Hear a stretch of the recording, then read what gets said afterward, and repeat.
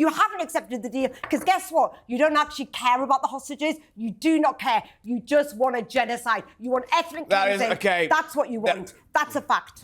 Eylon, how on earth can you sit there and say, oh, we need our Western allies, we need their hostages? Netanyahu has he's just not agreed to the ceasefire. He's just said no to having the hostages released. And you're sat there saying, we need the hostages back. He's just failed in getting the hostages back. He just wants to go in and kill more. Whoa. What are you on about?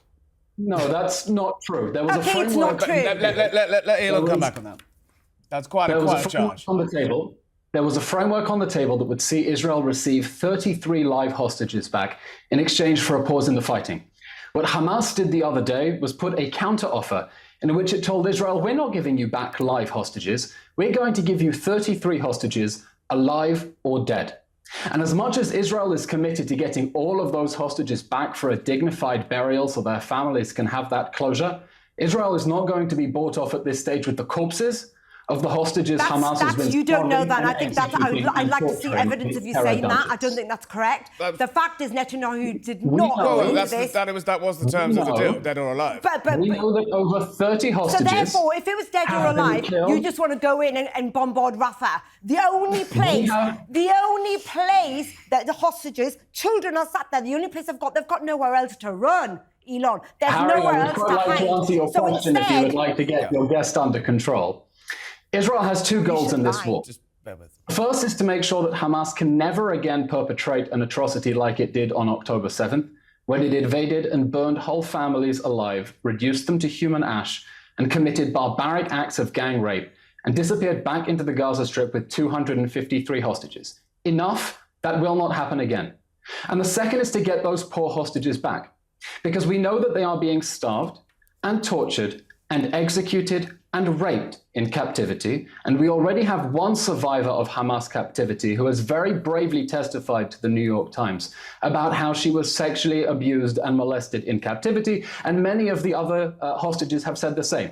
I mean, I'm tearing my hair out that people do not understand that right now, Hamas has been holding Israeli women as sex slaves in its dungeons for the past 7 months. And Israel is now putting military pressure on Hamas to release those hostages and will continue with its campaign to make sure that Hamas can never, ever perpetrate such barbaric atrocities ever again. The United Nations, hardly my favorite source of information, their rapporteur came to Israel and said there is clear and convincing evidence that hostages are being submitted to sexual torture and rape in Gaza right now.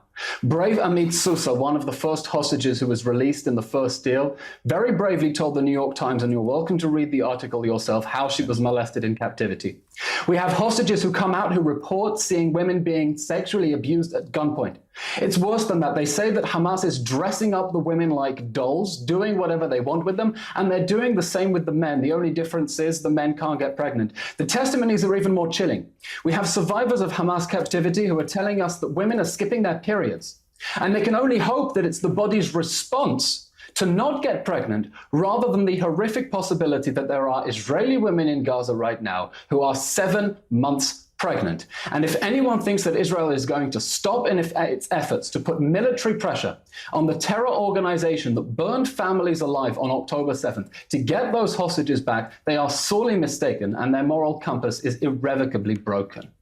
Lorinda, I mean, pretty compelling evidence there. You're disagreeing with the UN, the New York Times? Who are you disagreeing with? Look, you can bring out evidence and stats all day long. That's kind of the game we're in, right? You can do that all day long. But actually, guess what? The world can actually see the facts for themselves. They can see what's really going on. And you know what? No one is sitting here defending what Hamas are doing. But at the end of the day, you are just breeding the next terrorist generation. And guess what? Tel Aviv are in protest. Let me finish. I haven't even had one word. He has not stopped. You don't stop, Eylon. The fact is, Israeli people in Tel Aviv are protesting themselves. The hostages... It's a democracy. You can't protest in Gaza, can they? Hostages' families themselves have gone to Netanyahu and said, accept this deal. You haven't accepted the deal because guess what? You don't actually care about the hostages. You do not care. You just want a genocide. You want ethnic cleansing. Okay. That's what you want. That's a fact. Eylon, you're rolling your eyes. It's a damn good thing that hostage families are protesting because in a democracy they should put every pressure they can on. They're telling you to stop. They're saying enough's enough. One at a time. One at a to time. get live hostages back first. By killing 30,000 people. Just let. By killing 30,000. Does it make sense, Eylon? You can come back in a second. The math doesn't add up. The math doesn't add up. Come on, you're shouting at each other. And rape them further. The families are all committed to getting the dead hostages back for dignified burial, but you will not find one that will accept a deal for dead bodies to be returned in exchange for a pause to the military pressure on Hamas. And on that, Israeli society is united. We are going to get the hostages back, and we're going to prioritize the live ones because there is no time left for them. Eylon, stay there for a sec. Lorinda, last word before we go to break. There's no point arguing with somebody who just lies and just brings out, the world doesn't care anymore, honestly. The world cares about children. The world cares there's 17,000 orphans and they're feeding themselves on animal livestock. I mean, that's what people care about. I just want to talk to Eylon briefly about what the plan is in Rafah. What it is, what is the end game? Is this, the final act of what you imagine the war to be, or is this just opening another front in a seamlessly never-ending operation? Well, the reason that we've reached Rafah right now is that over the last 7 months, the Israeli army has been able to destroy most of Hamas's terrorist machine. It started with 24 battalions. There are 4 now standing in Rafah. What it did the other day was a precise operation to take over the Rafah crossing. 1, the crossing through which Hamas has been smuggling weapons. 2, the crossing through which Hamas has been commandeering and hijacking humanitarian aid. And 3, here's the thing that really makes my blood boil. The area from which Hamas fired rockets at the Kerem Shalom humanitarian aid crossing, the main lifeline into Gaza from Israel, killing 4 Israeli soldiers. They were killed because Hamas started bombing the main humanitarian crossing into the Gaza Strip. And Israel has made clear that this war will end with Hamas removed from power and its military machine shattered. And that's why it's moving into Rafah. What timescale would you put on the operation? It's very difficult to tell. Israel is proceeding with caution because, in line with concerns of the international community, it wants to evacuate civilians from harm's way. That's why it designated an expanded humanitarian zone, which has field hospitals, which has tents purchased by the Israeli army, which has expanded access to food and water, because we don't want Hamas to be able to use civilians as human shields. Now, note when people tell Israel not to go into Rafah. I honestly can't hold myself for a second longer with Eylon's lies. Well, what's he like? You're saying they're not Eylon, I'd love to see this evidence. Eylon, you've just Harry, if you could get your guest under control, please. No, Eylon, I'm not going to be under control. Just let the man speak, and then you can come back. No, you're not going to control me like you're trying to control Palestinians. Let him speak. You've spoken a long time. You will have an equal right to come back. Let Eylon speak. Those who are telling Israel not to go into Rafah are telling Hamas that it gets a free pass if it hides behind civilians. They're saying, don't go into Rafah because civilians will get hurt. But don't ask civilians to leave because then they will be displaced. And the message that that is sending to terrorists around the world who are taking notes is that if you hide behind enough civilians, you have immunity. And the army of a democratic state cannot come after you to stop you perpetrating more atrocities like you did on October 7th.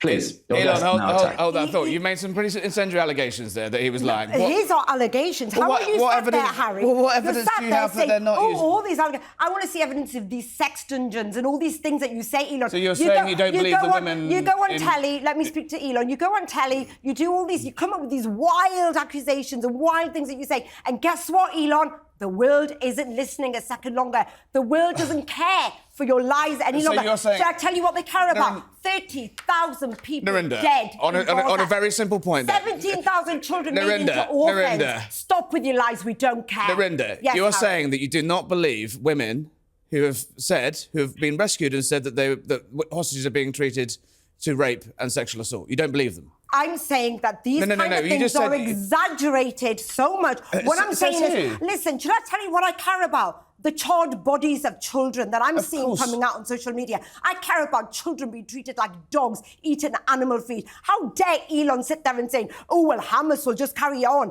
Guess what? Have you captured Hamas? Will you stop Hamas? Will you stop? Well, how would you? Will this man? Will Israel stop their next generation? Eylon, on your show. Let the man speak. You've had more than your fair. 45 seconds. Eylon, are you still there?